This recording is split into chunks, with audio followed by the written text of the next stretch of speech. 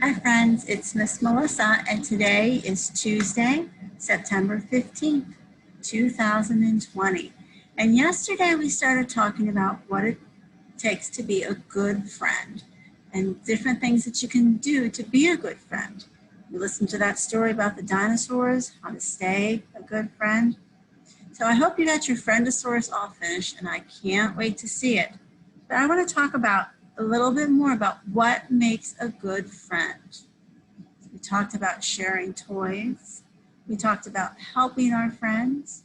There's also a link on YouTube that I'm not going to show it to you today.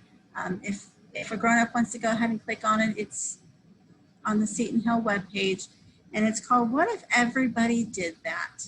And it starts off with a little boy at the zoo, and he's by the bear cages, the bear habitat, and there's a sign that says, "Don't feed the bears."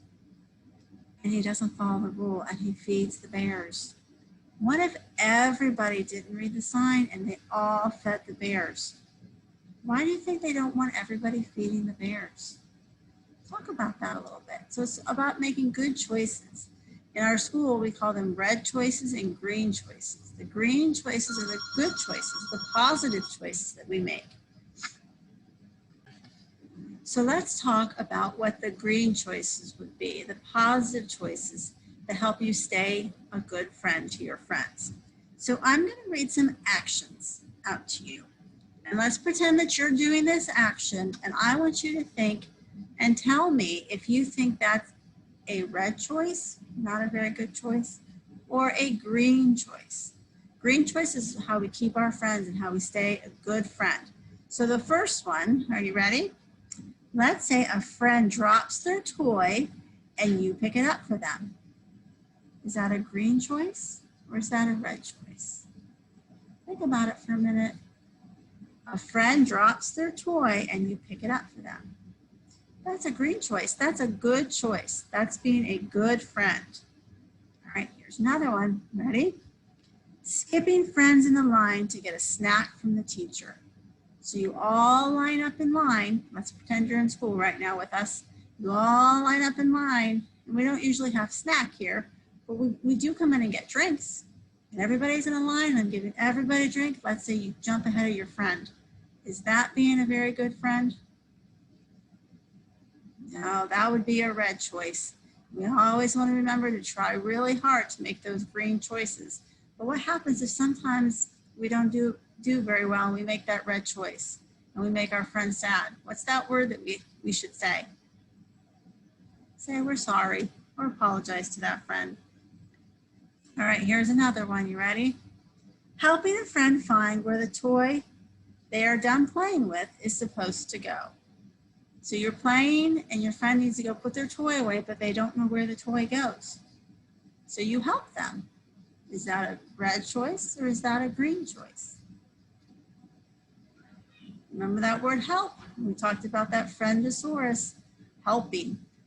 We want to help our friends when they need help. So that would be a green choice. All right, we got two more and I'm going to read you a story. All right, the next one is laughing at a friend if they fall down. How would you feel if someone laughed at you when you fell down? You might just laugh because you might think it's funny, but we really shouldn't laugh at our friends because they might be hurt. We need to make sure that they're okay. So that would be a red choice. We don't want to laugh at our friends when they fall down. All right, one more. Helping, there's that helping word again. That should give you a clue if this is a red choice or a green choice. Helping a friend stand up if they fall down while they're playing outside. Is that a red choice or a green choice? So that helping word, that's a green choice. That's what we want to do. We want to help our friends when they fall down. All right, so I have another friend. I have a lot of friend books in my classroom. So I have another one here today. It's called A Friend Like You, and it's written by Andrea Schomburg and Barbara Brocken. So they wrote the story because they're the authors, and it's illustrated by Sean Joyen. Remember, this is the front cover. This is our back cover. Look at the pretty fall tree up there. What's this part called? That spine, like the spine in your back. All right, let's find our title page. It's the same title on the front of it as it does on the back. Has the same title inside the book as it does on the front of the story. So, A Friend Like You. Once more, autumn had come. Squirrel had been very busy, dashing up and down the trees, and everywhere he had buried nuts for the cold months ahead. When he was finished, he sat down to rest. Ah, he sighed happily, all set for winter. Suddenly, a bird flew down and landed next to him. Where did you come from? Asked Squirrel. A long way from here, said the bird, and now I'm tired. Have a nut, said Squirrel. Thank you very much, replied the bird, but actually, I only eat worms. Why not eat a nut for a change, said Squirrel. I might give it a try, answered the bird, tasting the nut carefully. Then he fluffed his feathers and hopped from foot to foot. Well, what do you know, he chirped. Who would have thought? Nuts are delicious. That was nice of him to share the nut, wasn't it? Would you like to come climbing? Asked Squirrel. I'll show you my favorite tree. Actually, I can't really climb, said the bird. But you can fly, can't you? Said the squirrel. Yes, I can, replied the bird. Squirrel darted to the highest treetop, and the bird flew with him, high, high up. Squirrel turned somersaults while the bird sat in the top branch of the tree. He sang so sweetly that Squirrel had happy goosebumps all over his back. Come sing with me, called the bird.